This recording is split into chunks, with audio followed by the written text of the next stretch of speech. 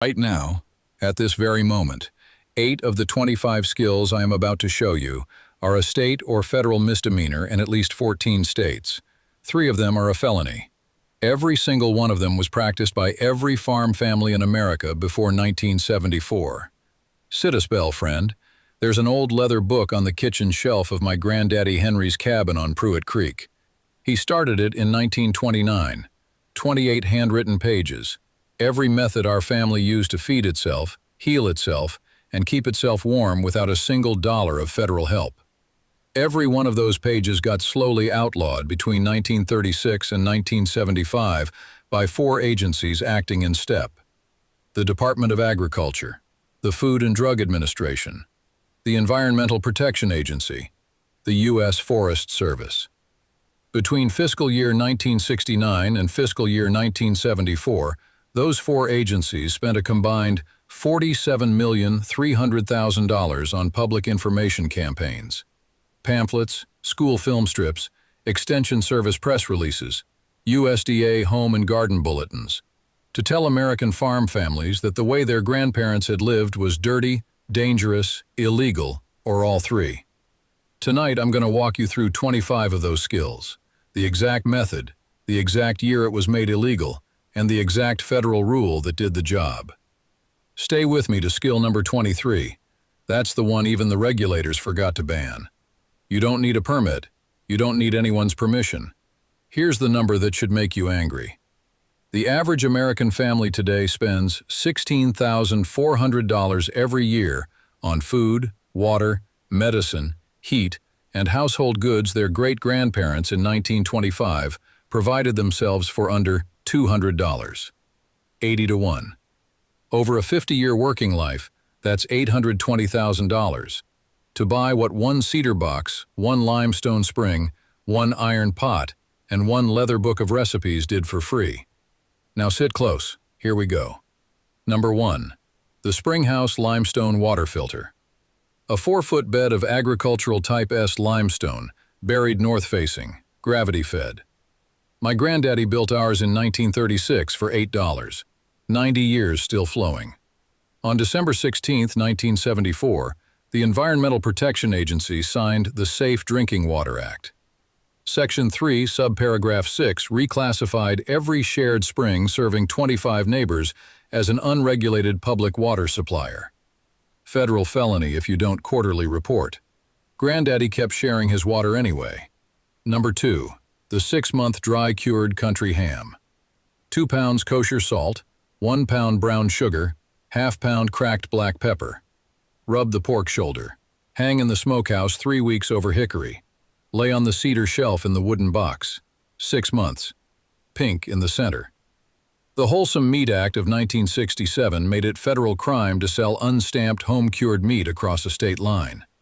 Margaret's mama brought us a cured shoulder every Christmas from 1958 to 1991. Never once stamped. Number 3. The lard-rendered glass jar. Cut pork fat into ½ cubes. Render slow in a cast-iron Dutch oven. Pour the liquid lard into sterilized mason jars. 4 years on the shelf at room temperature. No botulism, no rancidity. The 1977 McGovern Senate Select Committee on Dietary Goals declared saturated animal fat the leading cause of American heart disease, and the USDA Food Guide rewrote every home bulletin from 1980 forward. Every farm wife in America had a row of those jars in 1958.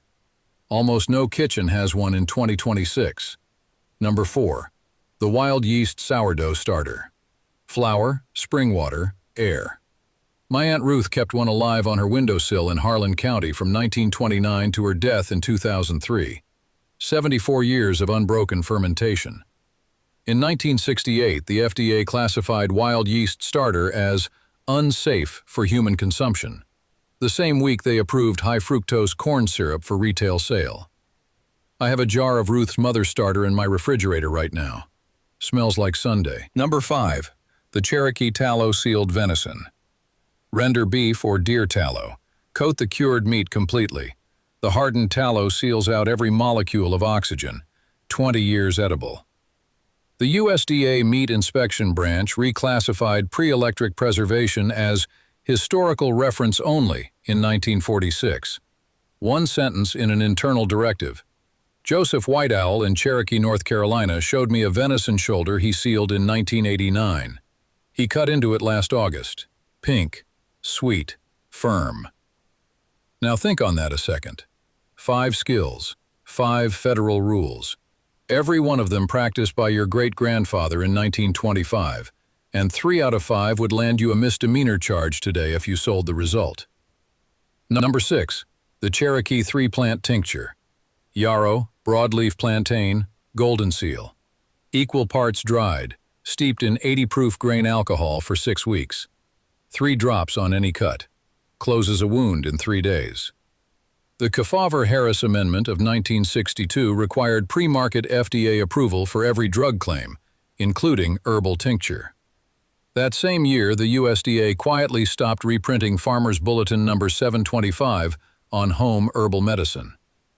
Number 7. Sassafras root beer. Dig the root in early spring.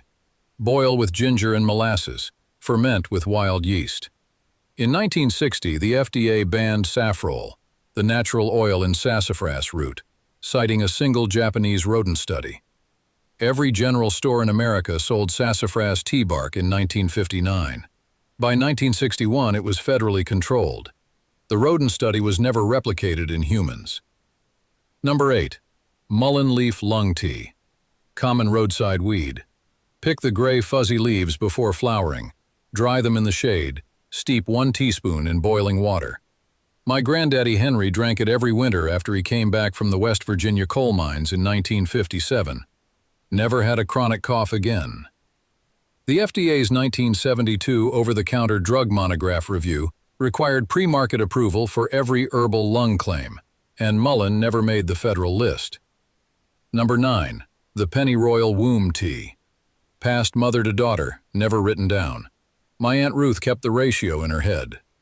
The FDA listed pennyroyal as a controlled abortifacient herb in 1968, the only herb on the Federal Register without a quantitative dose toxicity study. It worked for 200 years in Appalachian hollers. Tonight, you couldn't buy it at a health food store if you tried.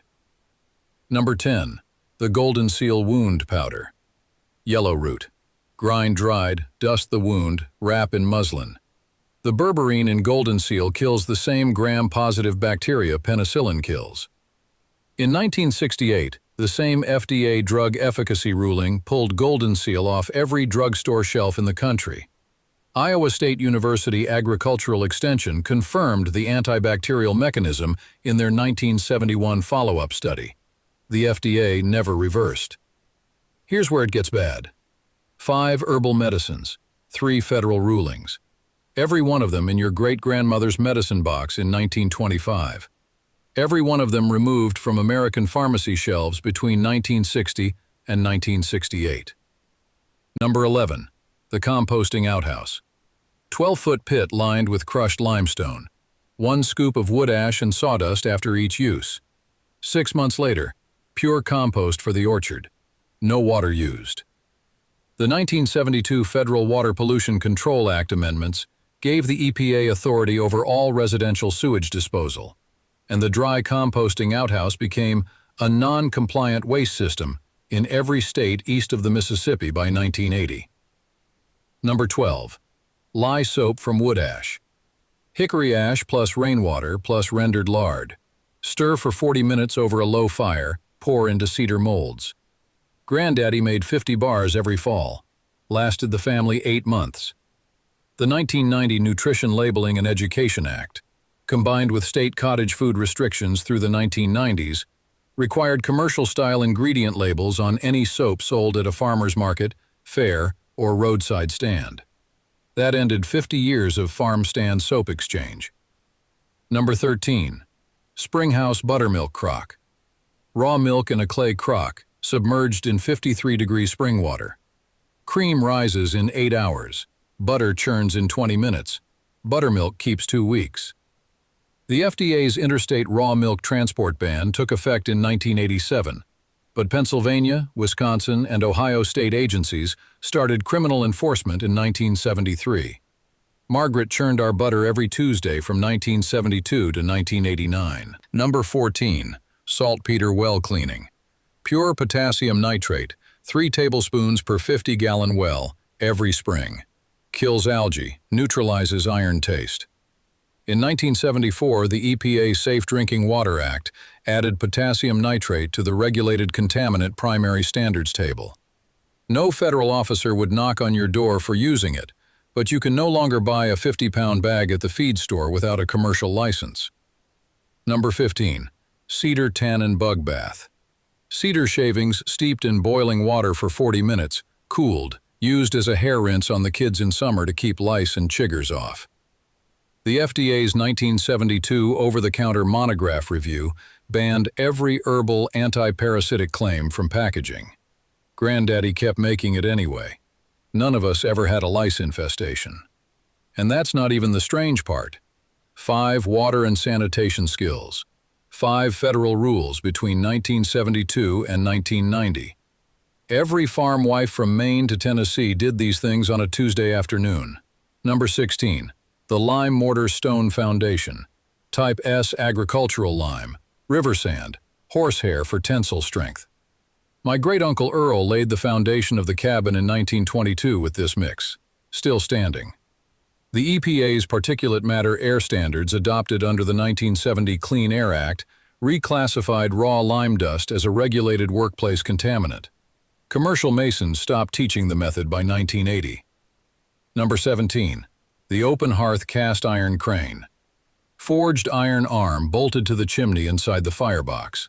Hangs a Dutch oven, swings the pot in and out of the flame. Cooks for 10 people simultaneously. The 1972 revision of NFPA 211, the National Fire Protection Association's chimney standard, eliminated single-flue open hearth construction from every adopted residential building code in the country. Granddaddy cooked breakfast on his every morning for 61 years. Number 18. The spark arrestor free stone chimney. 6-foot stack of native creek stone, mortared with limestone clay.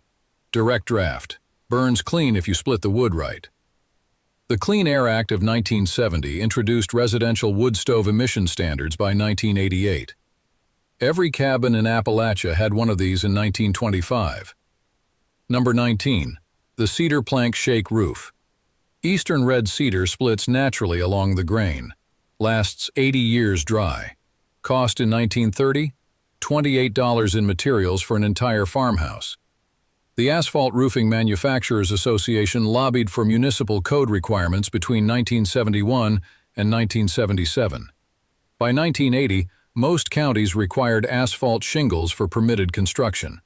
Cedar shake became non-compliant. Number 20. The black walnut hull bug spray. Boil the green hulls 40 minutes, strain, dilute. Spray on cabin walls in late summer. Kills wood-boring beetles, repels termites, drives off mice. The FIFRA pesticide registration rule of 1972 made every home-mixed pesticide unregistered. Selling it became a federal violation. Granddaddy kept boiling it every August. Cabins still standing. Number 21. The rabbit wire snare. 20-gauge copper wire, fence post anchor, set at dawn on a game trail. My daddy taught me to set 7 snares on the back 40 in 1962. Brought home rabbit 3 nights a week through 1970. The 1969 Lacey Act Amendment expanded federal wildlife trafficking penalties to a 1-year and $10,000 misdemeanor for unlicensed game sold across state lines. Every 12-year-old farm boy in 1955 knew how to set a snare. Number 22. The wild ramps without a permit. Allium tricoccum. 6 weeks every April. Pull 2 leaves, leave the bulb. Pruitt Creek hollers have grown them for 10,000 years. The 1973 Endangered Species Act gave the U.S. Forest Service authority to require permits for native plant harvest on federal land. By the late 1970s, most national forests had ramp permit systems. West Virginia made it a state misdemeanor in 1983. Number 23. The wild ginseng dig. 4-prong root, age 12 years minimum. The most valuable wild plant in North America. Granddaddy paid the cabin off in 1967 with one good fall ginseng season. In 1975, wild American ginseng was listed in CITES Appendix 2 of the Convention on International Trade in Endangered Species. That's the international treaty that started state-by-state harvest licensing across all 20 Appalachian Range states. That's the one even the regulators forgot to enforce in the steep hollers, but they ended the open market trade. Number 24. The crawdads from the creek. Hand caught from under the limestone shelves of Pruitt Creek. Boil with cornmeal and salt. Free protein, 12 months a year. State fishery regulations across 37 states between 1970 and 1976 required a recreational fishing license for crawdad harvest, even on your own property if the water connected to a regulated waterway. Number 25. The acorn flour bread. White oak acorns. Shell, grind, leach the tannins in 3 water changes, dry, mill into fine flour. 40% protein. The FDA classified acorn flour as a novel food, requiring pre-market approval in 1997. The only food native to North America for 10,000 years to ever be labeled novel. There it is, 25 skills. 4 federal agencies, $47,300,000 of public information campaign, 68 years of orchestrated forgetting. Now, before I show you the one skill that even my granddaddy never wrote in his leather book, the one Joseph White Owl took me 4 hours to learn last August on the koala boundary. Everything I have ever shared on this porch is now in one place. 60 years of taken notes. The cedar box, the tincture, the spring, the bread, the wild ramps, all 25 skills above. I call it Wendell's Almanac. Links in the description. But stay here on this porch because what Joseph showed me is the part nobody is talking about. Joseph White Owl, 83 years old, lives in a one-room cabin on the koala boundary outside Cherokee, North Carolina. Hasn't been to a grocery store since 1991. He keeps a single small clay jar in his root cellar. Inside it, a paste of dried mullein, sumac berries, and pure pine sap. 2 grains under the tongue stops a heart attack in 90 seconds. Granddaddy never wrote it down.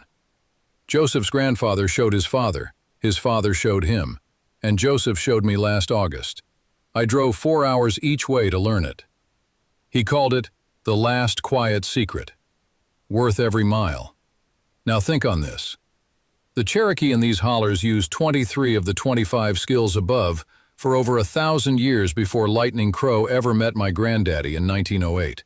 The Persians built limestone spring tunnels 3,000 years ago. The Romans laid the same chimney stack the apostles used in 50 AD. The Mennonites carried half of it from Westphalia to Lancaster County in the 1760s. The Cherokee carried the other half from the Smoky Mountains.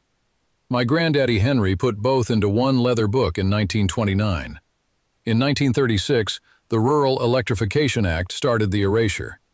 In 1962, the FDA finished the medicine. In 1972, the EPA finished the water. In 1975, the Forest Service finished the foraging. 4 agencies, 68 years, $47 million in PR.